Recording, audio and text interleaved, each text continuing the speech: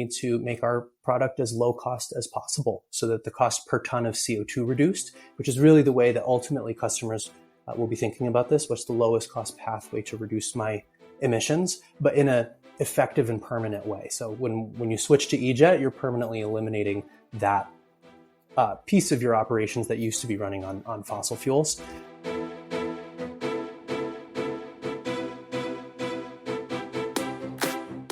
Welcome to Sustainability in the Air, the world's first podcast dedicated to sustainable aviation.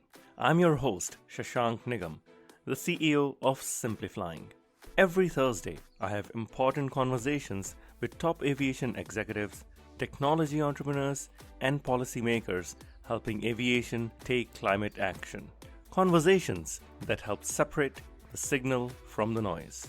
Whether you are a frequent flyer or an airline executive, if you care about sustainability or simply love traveling, welcome aboard. My guest today is Nicholas Flanders, the co-founder and CEO of 12. 12 is making sustainable aviation fuel out of thin air. This is not the first time they're doing this. They have turned thin air into sunglasses, washing detergent, and even car parts. Now they're making sustainable aviation fuel. They now have just broken ground on a production facility in Washington state, something Senator Andy Billig and I spoke about on this podcast recently as well. You may enjoy that episode. So what is it that makes Nicholas so excited about making sustainable aviation fuel, e-fuels specifically? Let's hear it from Nicholas himself.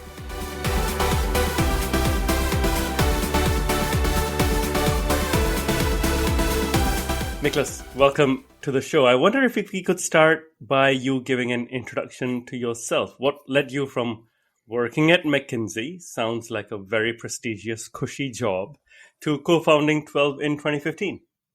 Great, sure. Thanks for having me, Shashank. Nice to be here. So I really wanted to start a clean tech company. I've always had a passion for the intersection of energy and environment. And so actually, when I was working at McKinsey, I was in their clean tech practice, which was a great initial way to start my career. But ultimately, I wanted to create something new and was really fortunate that when I went to grad school at Stanford, I met my co-founders, Kendra and Natasha, who were researching CO2 electrocatalysis. So really the core science behind what we're doing to turn CO2 into new products. And so the three of us teamed up to create a company around that technology that could integrate into industry and turn emissions into valuable products. What is CO2 catalysis? Yeah, it's the process of splitting apart CO2 using electricity. And why an application towards aviation in particular? So aviation is one of the difficult to decarbonize sectors. The energy density that you need to take a long flight, so across the country or across the ocean, really you need a liquid fuel to do that. You'll have battery electric flights for short haul. You'll likely have hydrogen flights for short and medium haul, but really going long distances for a very long time, we're going to need liquid fuels. And so making a liquid fuel from CO2 and water that's compatible with existing engines is a great way to decarbonize the aviation industry. And our technology allows you to make fuel from CO2 and water in an efficient and scalable way. So that's why we've targeted that application. Okay, so let's go through the applications, right? So you say you claim that you're a carbon transformation company specifically that makes products essentially out of thin air. How do you make products out of air, and what can you make out of it? Sure. So when we're saying that we're making products from air, there's specific things in the air that we're using to make these products. So CO2 is the key thing that we're using. So the CO2, we break it apart, and we also take water, which we also break apart. And both of those things we break apart using electricity. And then our catalysts recombine the elements to make new products that are normally made from fossil fuels. So carbon transformation is the process of transforming the CO2 molecule into a more useful form. And so we make building blocks for products like fuels, chemicals, and materials that are currently made from fossil fuels. Interesting. So it's a fossil fuel substitution technology. That's exactly right. And I believe while I was researching for the interview and my team was helping me, you've turned air into sunglasses, washing detergent, car parts. That's rather a wide range, isn't it? Tell us about how those came about. How do you decide what to make? Sure. So the thing that unifies all of those applications is all of those things are made from oil today. And they're actually all made from similar initial starting point. So you start by refining oil into some really basic building blocks. And then from there, there's a whole existing industry to turn those building blocks into laundry detergent or sunglasses. And so what we're doing at 12 is we're substituting that very early step in the supply chain. So instead of those initial building blocks made from oil that then become this whole platform of products, we make those building blocks from CO2 and water. So at 12, we don't actually have to make the laundry detergent or make the sunglasses. We make the ingredients to the plastic in sunglasses or the ingredients in laundry detergents. That's why you can see so many different products. That's interesting. Now, going back to my original question, how do you choose what to make? If you can make anything that uses oil, from French fries to washing detergent, how do you decide to make washing detergent and sunglasses? Yeah, so the building blocks that we're making, they can be transformed into all of those different materials. So it's kind of easy from a technology perspective. We just have to make this one type of material, starting material, and then that can go the rest of the way. So then it's really choosing which customers do we want to talk to about using that starting material instead. And so our goal is really to introduce whole categories that people are really familiar with in their everyday life. So doing your laundry or putting on sunglasses, those were important ways for us to introduce this concept of carbon transformation into things that are really tangible, so people can see that, hey, there actually is a way that I in my individual life can start to make an impact on climate.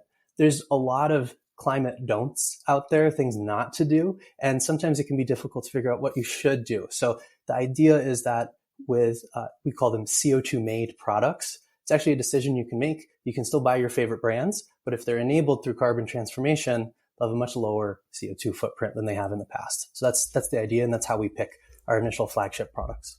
I love it. I love to focus on familiarity and climate do's rather than climate don'ts. It's such a subtle thing, but I think it's very important.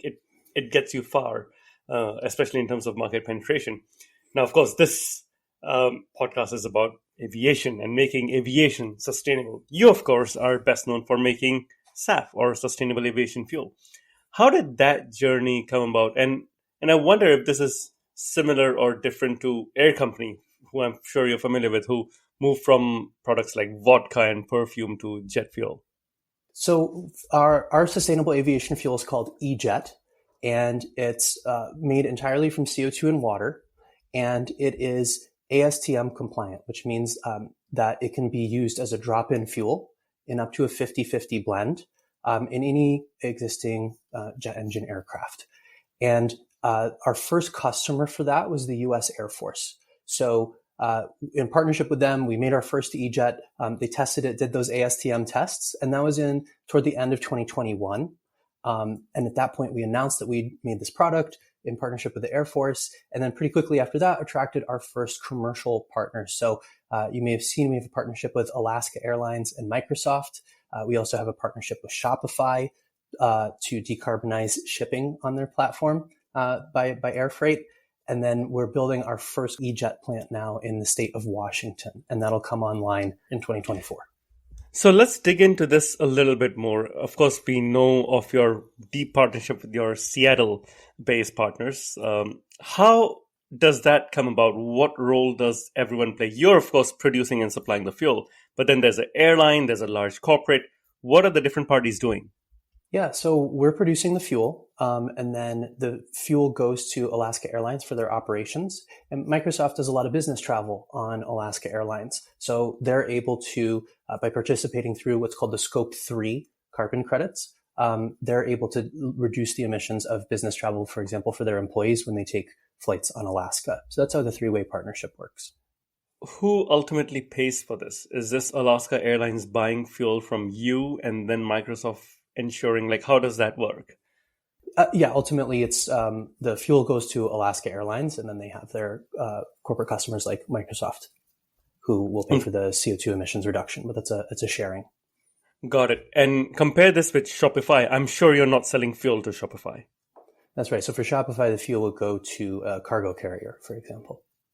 And is that someone like DHL or FedEx for It'd shipping? be we haven't announced our cargo partners, but it would be that kind of company exactly. Got it. But having Shopify working with you, I'm guessing allows you to then lock in a cargo partner.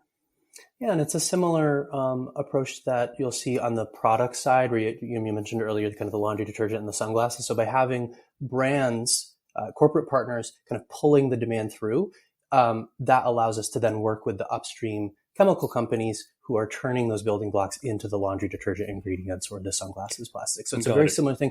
We want to build out the whole supply chain, all the way from the producer like us to the converter, which would be the intermediate player or the airline, and then ultimately the corporate customer. So it's actually a whole supply chain, and that ultimately translates to the end customer as well, wanting to have a more sustainable option. This is very interesting because I don't think I'm familiar with an Exxon Mobil or a Chevron working to make laundry detergent, even though they're they're doing the building blocks, which is oil right now as well. You of course recently broke ground on a production facility in Washington State. That's right. Tell us a little about that and what volumes do you hope to produce from this plant and by when? Yeah, so the plant is located in Moses Lake, Washington. It's under construction now. We broke ground in July, and have had some really wonderful support from the state of Washington. So our local state representatives were there. The state senator was there. The governor of Washington, Governor Inslee. So just really exciting. The facility itself is actually it's called a brownfield site. So it's an old industrial facility. It was a beet processing plant, and we're now transforming that site into an e-jet plant. So it'll take CO2, water, and renewable electricity. It'll turn that into e-jet, which will then deliver into airport infrastructure within the state of Washington. And in terms of volume, so ultimately at that site, the target is to go to over 1 million gallons per year of production. The initial phase will be tens of thousands of gallons a year, and that starts in 2024. So tens of thousands in 2024. When do you aim to get to 1 million? So the expansion phase, it depends on, we're looking at some things around upgrading the site, getting additional power to the site. So, but near term is the goal. But the focus right now is just getting that initial phase set up. Just digging a bit deeper into what was the thinking behind a plant like this. You're of course using electricity to split these atoms, right? If you go to a country like Germany, where much of the power is still coal-based, that's not going to be clean electricity. If you go to a Canadian province like British Columbia, it is clean electricity. What's the mix in Washington State? Is it green and clean electricity that's coming to you from renewable sources, or do you have a mix of traditional oil and gas and coal coming in as well? Yeah, it's a very green electricity mix, and the specific site where we're located is 100% hydropowered. And you're right, when we're looking at building out a e-jet facility, we look very carefully at the electricity mix available or the access to renewable power projects that we can purchase electricity from in order to have the maximum reduction in CO2 emissions. We can actually get to over 90% reduction versus fossil jet A when we're using green electricity. Wow, 90% is significant because the figure I've heard typically for SAF is about 80% or so.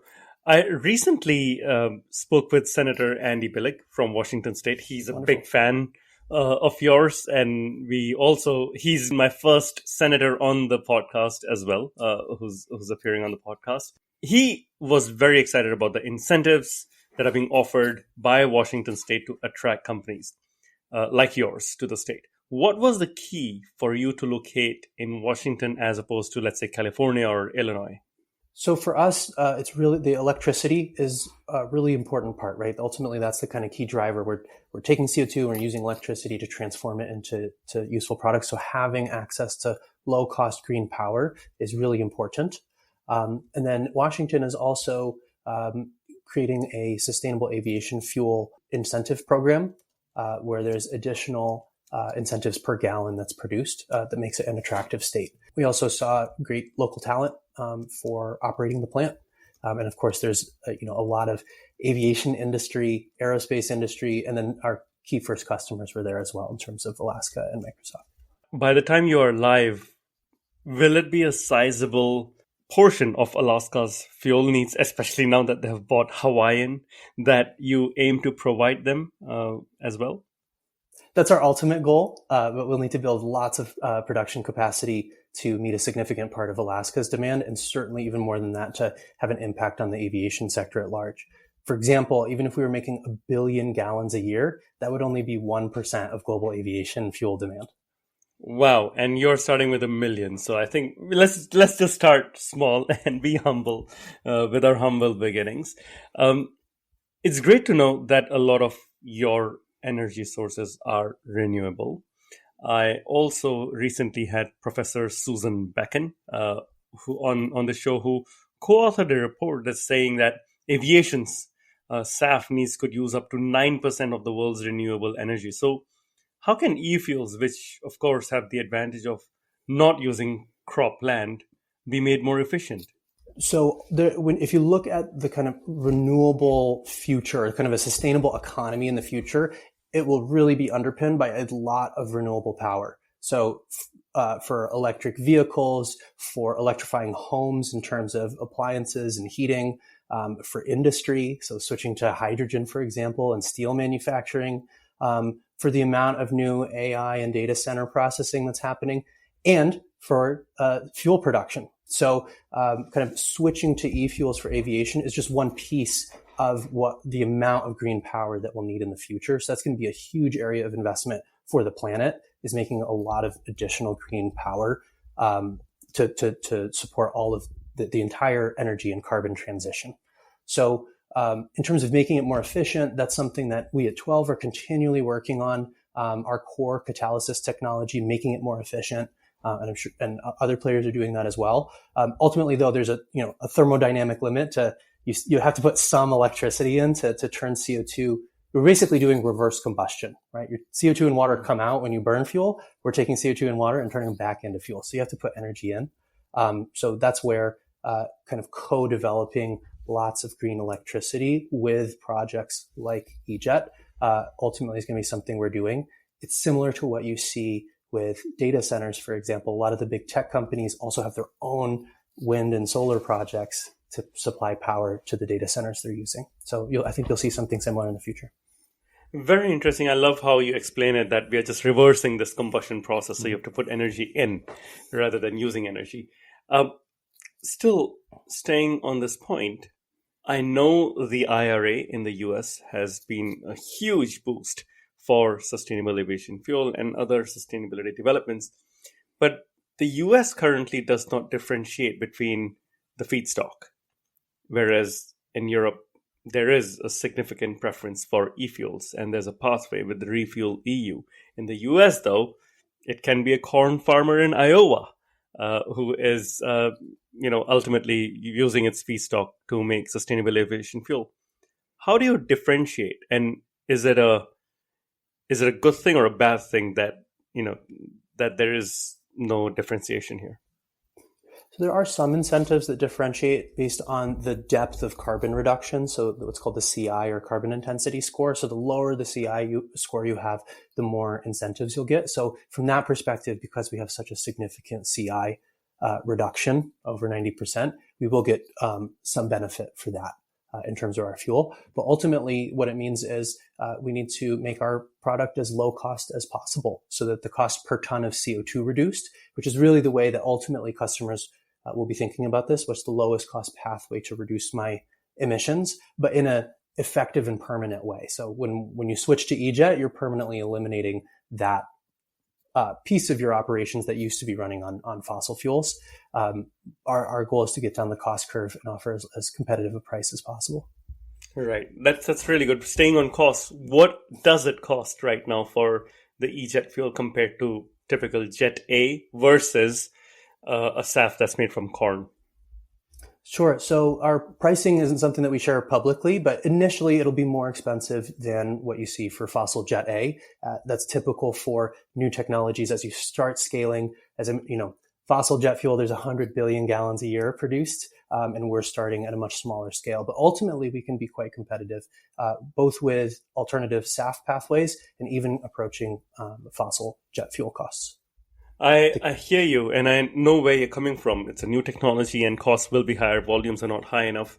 I was recently in a meeting with the new CEO of Etihad Airways, who is Brazilian, and he made a very interesting comment. And he said, in Brazil, we've had e-fuels, or not e-fuels, SAF for cars or biopetrol and biodiesel for ages and decades because they have a lot of sugarcane waste.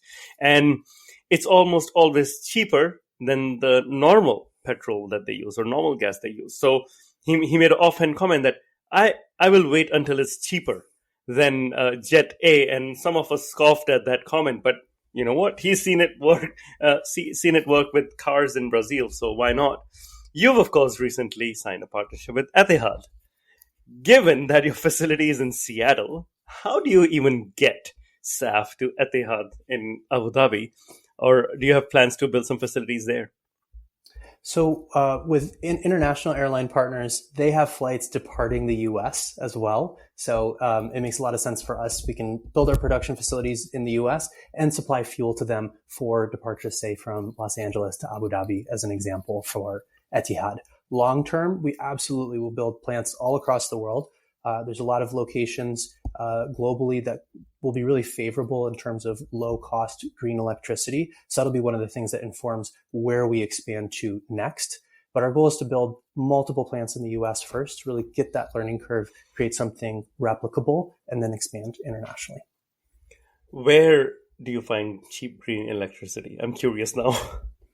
Sure. So examples would be staying on Etihad in the Middle East. There's really cheap solar, and one that people don't know about as much is actually there's really cheap wind as well. There's actually some areas in the Middle East that have really low cost wind power. Or if you look in Australia, for example, really low cost solar. Chile, low cost wind. So maybe some of the lesser known locations.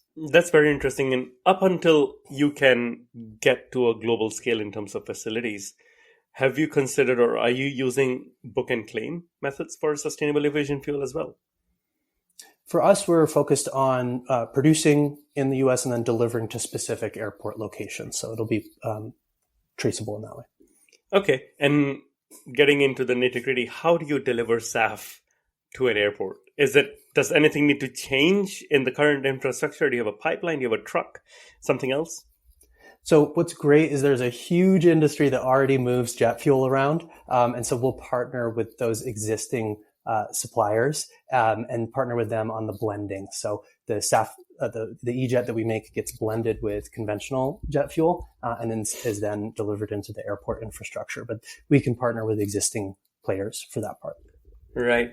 I'm curious now on the personal side, Nicholas, how long has it been since you started 12? We started the company in 2016. And how's the journey been? I mean, this is your entrepreneurial journey versus working with McKinsey before you joined Stanford. What have been some of the biggest challenges you've had to overcome or something unexpected that you thought, oh my God, where is this coming from? So what's been unique about the journey at 12 is, we've invented this whole technology from the beginning. And so it wasn't just about finding a market and then deploying a solution. We'd actually create this new electrochemistry. Then we had to create a device around it. And we've had to continuously improve the efficiency and performance of the process so that we can introduce something entirely new and create a totally new industry. So if you think about the life cycle of the company, that means our first few years were really invention and development mode. Very much a technology development effort, very heavily oriented toward the science and engineering. And that will always be a key core to 12, is continually working on that core science so that we can keep improving the energy efficiency. But now recently over time, we've started to move into a development and deployment and scaling mode. So growing the team, adding folks who've built jet fuel plants before, who've done large construction projects, who've done mass manufacturing before. So that's kind of the evolution of the company since founding to now, where starting next year, you'll actually be able to take a flight on fuel made through our CO2 electrolysis technology. So that feels really satisfying to have gone through that journey over a 7-year period. It's been a lot of hard work and a lot of contributions from some really motivated employees that we're lucky to have. That's very interesting. I love that you're getting to commercialization now and we'll soon be able to see the product. During that invention phase, which I'm guessing lasted really long, what got you and your two co founders, what kept you motivated? Well, we knew that if we could make this work, the impact would be tremendous. So that was the core motivation, was let's create something where the revenue is directly linked to the impact. Like the more product we make, the more CO2 impact that we'll have. So creating something core like that was very motivating, right? The mission is directly linked to the business model. And so then it was just a question of, okay, can we make it good enough, fast enough? And we were rational about it. So each year we'd set certain goals. We'd actually go back to campus. We'd meet at the same cafe at Stanford each year and say, look at how well we did. Did we feel like we were on pace? Was it worth continuing to go? And each time the answer was an enthusiastic yes. But there was no guarantee that this would work at the beginning. And so it's really been the snowball growing over time as we've continued to make progress, expand, get customers, more partners, and more funding. Moreover, when you started, I'm guessing there was no IRA. And That's right. there was the whole groundswell that we are experiencing in the last few months was not there from a policy framework perspective. Did you have early commercial success that allowed you to continue going, or was there significant government or academic support?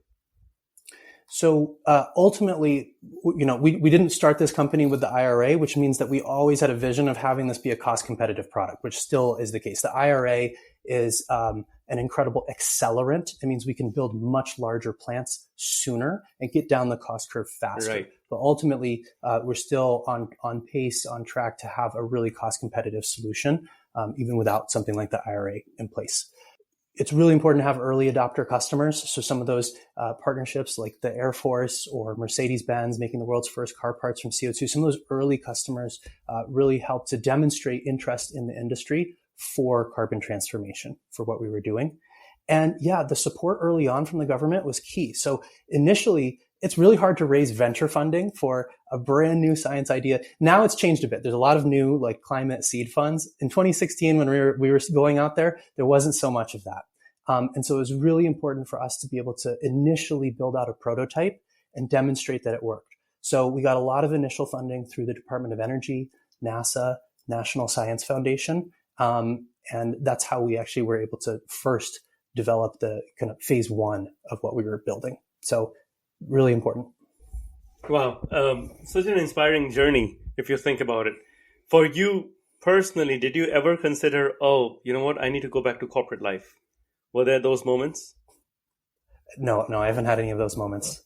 It's hard work, but it's a lot of fun and it's very rewarding. And I feel aligned. Every hour I spend doing this is working towards something I really care about.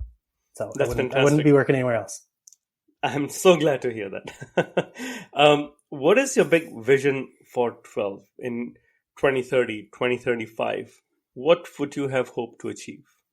So the vision would be that this is something that you've heard of. You've been on a flight powered by eJet. You've used a CO2 made product. That's something that's one of your favorite brands, maybe your shoes, for example, or maybe the chair you're sitting on is CO2 made. So it's really that kind of ubiquitously in your life. We've actually started to create that transition where things are made from air, not oil. Made from air, not oil. I love that. I think that should be your official tagline. Thank you. I'm not sure whether that will get you very far with the oil lobby, but made from air, not oil. I love it. Looking at aviation still, I'm sure you've been speaking to a lot of airlines, airports. Which airlines and airports do you think are doing a good job of their sustainability efforts and, more importantly, communicating these efforts as well? What's important for airlines and corporate partners to really accelerate the adoption of sustainable aviation fuel is to make purchasing in a different way than they buy fuel today. So right now with fossil jet fuel, they buy it 1, maybe 2 years at a time. What you'll see with, and this is not unique to 12, but many sustainable aviation fuel technologies, what we need is a multi-year offtake agreement is what it's called. And so if you look at announcements and you see certain airlines making multi-year offtake commitments, that's really important for accelerating the industry because that allows us to go out and build facilities that can then deliver that product over multiple years. That's quite interesting because I know exactly what you mean by offtakes and the confidence it gives the industry for long-term growth. But there are critics who say, oh, offtakes don't mean anything because airlines are not putting cash down because they're looking at how fuel is bought today. What do you say to those? It depends on the quality of the offtake agreement. So there are some announcements out there that don't have a lot of teeth, and there's others that are really firm binding commitments. And so sometimes it can be hard to tell from the public releases, but I can tell you there's a lot of airlines that are really serious about this and corporate partners that are really serious about this that are making firm commitments, putting it in their financial plan with an expectation that they're going to get the sustainable aviation fuel. Fantastic. Well, I'm looking forward to more airline announcements for you, Nicholas. The last part of this interview is called the rapid fire round, in which we get to know you a bit more personally. I'll ask you simple one-line questions and you can reply with short answers. So simple things like, what's your favorite airline? I have to say Alaska Airlines since they're our first customer. Do you live in Seattle? I don't. I live in the Bay Area, so we get lots of flights to Alaska. Well, soon you might be able to move to Hawaii because they just bought Hawaiian Airlines. I won't complain. Yeah. Exactly. What's your favorite movie? It's a Star Trek First Contact. Okay. All right. Favorite book? Favorite book? Ooh. Well, I can tell you I'm reading right now a book called Arsenals of Folly, which was about the buildup of nuclear weapons last century, and then how we got past that and reduced the stockpiles. Wow. Okay. I was not familiar with that book. Thank you for sharing. I will check it out. What's your favorite city? I grew up in Ithaca, New York, and so I'm a big hometown fan. Wow. So that's where Cornell is, right? That's right. Yeah. You got your own dairy, I hear, and cows. That's right. Yeah. Really good milk and ice cream on campus. That's what I remember. Did you go to Cornell? I did. Yeah. That's where I went for undergrad. Okay. There you go. All right. Fantastic. What is something that you would like to learn? I'd love to learn how to speak Arabic. Okay. Are you working on it? Duolingo or something like that? Initial phases, yeah. Okay. Perhaps the deal with Etihad will help. Exactly. It's motivation. Exactly. What do you do in your free time, Nicholas? I play ice hockey. You do? Were you part of a team? I am. I actually had a game last night. Okay, well done. Well, come over to Canada sometime. It's kind of I'll take you up on it.